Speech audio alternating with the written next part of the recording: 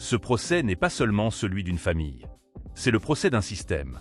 Un système qui, pendant des années, a contrôlé le pouvoir, les institutions et l'avenir du Gabon. Et aujourd'hui, tout explose au grand jour. Beaucoup l'ont oublié, mais tout commence réellement en 2018, au moment où Ali Bongo fait son AVC. À l'époque, tout le monde, opposants, responsables politiques, institutions, tous affirmaient officiellement qu'il était parfaitement capable de gouverner. On parlait d'un président présent, lucide, en pleine maîtrise.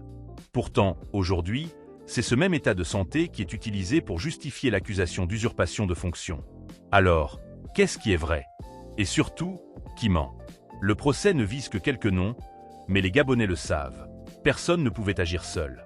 Il y avait une chaîne politique, une chaîne administrative, une chaîne institutionnelle. Si des milliards ont été détournés, il y a forcément des signatures, des ordonnateurs, des directeurs, des intermédiaires. Alors pourquoi ne sont-ils pas présents au procès? Pourquoi les véritables acteurs n'ont-ils jamais été appelés à témoigner? Sur lequel il faut revenir. C'est notamment la question. Écoutons les avis de nos analystes sur les responsabilités de chacun dans cette affaire rocambolesque. Pour ne rien rater de nos analyses, like, abonne-toi pour rester connecté. J'avais à l'époque, vous étiez même parmi mes invités, fait plusieurs émissions politiques sur cette actualité-là. Il y avait des opposants gabonais qui venaient réclamer la démission d'Ali Bongo dans mon émission. Certains sont aujourd'hui membres du gouvernement actuel. Il y a une grande chaîne de responsabilité. Il se trouve à l'époque, Madame Nandon, que Pierre Claver Moussavou Maganga, respectable homme politique gabonais, et Marie-Madeleine Momoransou, qui était la présidente du Conseil constitutionnel, de la Cour constitutionnelle gabonais, nous ont expliqué qu'Ali Bongo possédait la totalité de ses facultés, qu'il n'y avait aucune espèce de vacance de pouvoir et qu'il fallait laisser le président continuer à gouverner. Eh bien, nous y voilà. Nous y voilà effectivement, parce que lorsque j'entends le réquisitoire du procureur général, il parle d'usurpation de titres, sous prétexte que le président ne pouvait plus gouverner. Non, à aucun moment, officiellement, il ne nous a été dit qu'Ali Bongo était en incapacité, bien au contraire. Toute la classe politique nous a fait croire pendant longtemps qu'Ali Bongo avait tout son bon sens, donc je ne peux pas comprendre aujourd'hui qu'on ne puisse pas remonter jusqu'à cela pour juste rester en surface. Je dis non, c'est pour ça que je suis d'accord avec vous, monsieur Zamba, que c'est un procès qui est politique. Oui, mais pourquoi interprétons le fait d'avoir délimité par rapport à la temporalité? Le procès a porté sur des infractions qui ont été commises entre 2000. Pourquoi? Parce qu'avant, ça se passait autrement. Non, mais parce que les comptes, il faut les régler avec Ali et sa dynastie. Parce que ce qu'il faut savoir, c'est que le président Oligui Nguema veut se préserver l'avenir, en fait. Oui. Voilà, c'est-à-dire qu'il s'agit, à la vérité, de s'attaquer à toute velléité de vengeance ou de retour au pouvoir de la dynastie Bongo, à travers Noureddine Bongo, en fait. Parce que quand vous regardez la vidéo où il est en train de s'exprimer en face de Noureddine et de sa mère, il dit qu'il faut éviter les vengeances. On n'est pas là pour les vengeances. Et il précise même dans la vidéo en caméra cachée où il y a le protocole qui est négocié, il est dit que quand ils sortent du territoire, il ne faut pas qu'ils intentent des actions contre l'État gabonais. C'est ce qu'on leur reproche. C'est ce qu'on leur interdit. Pourquoi? Parce que Oligui Nguema veut simplement préserver et prémunir son régime. Voilà. Ce n'est pas pour dire que le procès, il ne fallait pas le faire. Hein. Oui. Voilà. Mais ce que je veux dire, c'est que c'est un procès politique et qui a des avantages, je dirais, des avantages collatéraux pour le peuple gabonais. Donc l'avantage que le peuple gabonais en tire, c'est un avantage collatéral. Mais le but principal est de manœuvre, c'est un but de manœuvre politique du président Oligui Nguema pour prémunir son régime des velléités de retour au pouvoir de la dynastie Bongo. Voilà. Karine Orio. Moi, je pense que j'ai une autre lecture. J'ai une autre lecture parce que je pense que ce procès, même si effectivement il peut paraître aujourd'hui insuffisant, c'est-à-dire ou alors qu'on n'est pas jugé, en tout cas le vrai coupable, je pense que c'est important pour la société gabonaise. Bien sûr. Et que il a été question de dialogue national, de réconciliation. Mais encore une fois, comme je l'ai dit dans mon propos, je pense qu'on règle aussi la dynastie, les années en tout cas passées sous les Bongo. Et que c'est une page, un début de justice qui était demandé par la société gabonaise, par les citoyens gabonais. C'est un début, maintenant, avec toutes ces imperfections, et que, encore une fois, ça ne concerne pas que les Gabonais, mais je pense que ça concerne toute l'Afrique. Absolument. Sur la gestion des deniers publics, sur le fait, effectivement, que ce soit la famille, et comme vous l'avez souligné, c'est-à-dire qu'on se retrouve dans une situation où on a une personnalité qui est en incapacité, les institutions aussi sont complices. Oui. Et je pense que ce qui manque aussi dans ce procès, c'est que cette même justice aussi a failli à son devoir. Exactement. Mais justement, c'est le président qui nomme les magistrats. Hein. Mais oui, mais justement, c'est que c'est tout un système. On a des institutions qui ne sont pas assez fortes parce qu'on est obligé d'attendre de passer par tout ceci pour pouvoir avoir un début de procès. C'est totalement vrai. Un début de C'est- réflexion. tout le monde est coupable dans cette histoire finalement, mais est fondamentalement en cause. Et je pense que de ce point de vue, il a raison. Nous faisons le procès de nos institutions et du fonctionnement de nos institutions précisément. Qu'est-ce qu'on fait? L'Assemblée nationale, son rôle, c'est de contrôler l'action gouvernementale. C'est ça le rôle de l'Assemblée nationale. Voilà. Il se trouve que quand le président de la République, il a la majorité à l'Assemblée nationale, il est tranquille, personne ne l'embête. Il fait ce qu'il veut. On fait comment? C'est-à-dire, qu'est-ce qu'on aurait pu faire? Quel Gabonais aurait pu arrêter ça? En temps normal de fonctionnement normal de la République, quel Gabonais avait le pouvoir d'arrêter ça?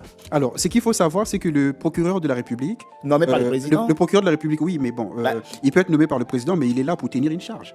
Oui. Il est là pour tenir une charge. On en revient encore au problème des hommes. Parce que le problème auquel nous, on fait face en Afrique de façon générale et au Gabon, là, avec cette affaire, c'est que c'est une affaire des hommes qui sont corrompus. Il faut dire les choses. Parce que le procureur, s'il faisait bien son travail et qu'il est informé des faits, des détournements de fonds, son travail, c'est de faire quoi? C'est d'ouvrir une enquête. Mais on t'exile. Comment?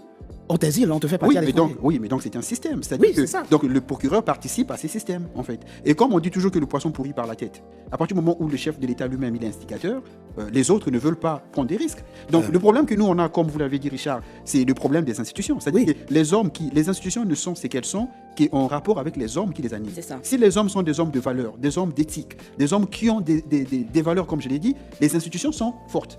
Mais quand les hommes sont des petits hommes, les institutions sont ramenées à la taille de ces petits hommes. Donc c'est ça. Donc nous, on n'a pas des hommes d'État en Afrique. On n'a pas des hommes politiques. On a des gens qui sont là pour s'enrichir. Ils viennent pour s'enrichir. Ils viennent pas pour servir l'intérêt général.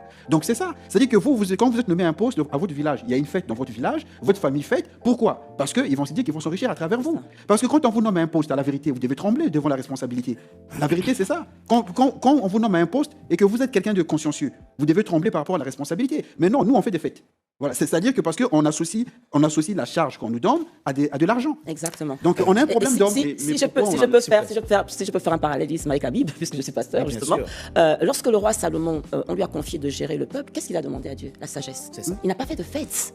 Et malheureusement pour nous, lorsqu'on voit nos gouvernants, lorsqu'ils sont nommés, c'est la fête, c'est le champagne, c'est la famille qui se réjouit, c'est ahurissant. Et justement, parce que quand on regarde ce procès, on se pose la question de savoir jusqu'où est-ce que ces juges auront le courage d'aller? Il faut leur poser la question. Parce qu'on a délibéré aujourd'hui pour les 10 personnes avec 2 acquittés et 8 condamnés. Mais la réalité, c'est que d'autres noms ont été cités. Bien sûr. D'autres acteurs ont été cités. Bien Il y a sûr. toute une chaîne de responsabilité qui a été citée et ces personnes n'ont jamais été entendues. Et on ne sait même pas ce qui va se faire. Donc, c'est bien beau d'initier de tel, Mais le de procureur tel, a de tel. précisé que ces personnes qu'il a citées vont tous comparer. C'était quand même l'opportunité. Ils vont comparer dans quel cadre? C'est Ils ça. devaient comparer dans le cadre de ce procès pour éclaircir. Parce qu'on ne peut pas comprendre qu'un président de la République, assis dans son salon avec 2 de ses collaborateurs, je ne sais pas qui, 2 de ses amis, décide que toi tu prends 2 milliards, toi tu prends 2 milliards. Franchement. Mais qui décaisse ces 2 milliards? Qui décaisse ces 2 milliards? mais Parce ça qu'on le aussi, veuille ou pas, ça on le aussi, c'est veuille une ou pas, question il y a des importante. signatures. Quelles sont ces personnes qui ont signé? Ces personnes devaient être là, elles devaient venir témoigner pour éclairer le public. Mais madame, On parle- donc, oui, s'il vous plaît. On parle parce que c'est vraiment quelque chose qui me tient. Bien sûr. On parle de biens qui ont été réquisitionnés. Mais attendez, quand on écoute la liste de tous les biens qui ont été réquisitionnés, où sont ces biens aujourd'hui? Est-ce qu'on est capable de dire, on parle des institutions, c'est une bonne chose, mais en réalité, comment est-ce qu'on sort de là? On sort de là en accentuant la transparence. Aujourd'hui, le public, on a fini un procès, on ne sait pas où sont ces biens. Est-ce que ces biens ont été, parce que ces biens, s'ils ont été pris en 2000... Ceux qui sont au Gabon, on sait où ils sont. Justement, mais Les cités, les villas. mais oui, mais d'accord, mais est-ce que c'est encore sous ces caisses? Est-ce que c'est Ah oui, est-ce c'est que c'est confisqué, choses- c'est est-ce que c'est confisqué. oui, mais c'est confisqué. C'est confisqué par qui? Par qui? Le nombre de qu'est-ce qui, parce que lorsqu'on écoute les vidéos, les Bongo Valentin disent qu'on leur a tout pris. On leur a pris combien? On leur a c'est où? Mais c'est ça la transparence. Il faut que si on fait un procès public, il faut que toutes ces choses soient dites. Ça veut donc dire que tous les acteurs concernés, c'est-à-dire les directeurs généraux de banque, les ordonnateurs d'ordre du budget, des comptes publics, ainsi de suite, toutes ces personnes auraient dû être entendues. Où sont-elles? oui, C'est pour cela que moi je dis que c'est pas un procès qui est là pour rendre justice, parce qu'on ne peut pas avoir une justice à 2 vitesses. Si on veut rendre justice, il faut que tout soit dit, il faut que tout soit clarifié. Mais nous sommes... Beaucoup parlent d'un procès politique. Et oui, il l'est. Car derrière cette quête de justice, il y a un objectif, empêcher tout retour de la dynastie Bongo. Mais pour le peuple bénéficie au moins d'avantages collatéraux. Un petit pas vers la vérité, mais loin d'être la justice complète. Où sont les biens confisqués? Qui les détient? Les chiffres effraient à la limite, point les biens immobiliers, des comptes. Mais personne ne sait réellement où tout cela mène vraiment. Le citoyen gabonais lambda en profitera-t-il enfin? On parle de justice. Mais comment parler de justice quand les pièces essentielles du puzzle sont absentes?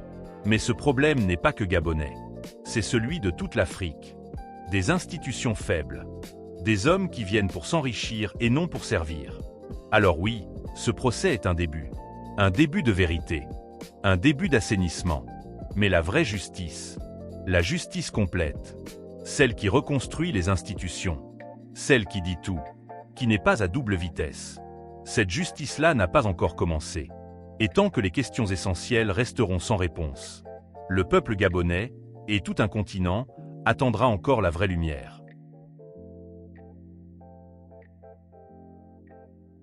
Penses-tu que ce procès va vraiment changer quelque chose? Dis-le en commentaire, abonne-toi pour ne rien rater de l'actualité africaine et partage cette vidéo pour que le débat continue.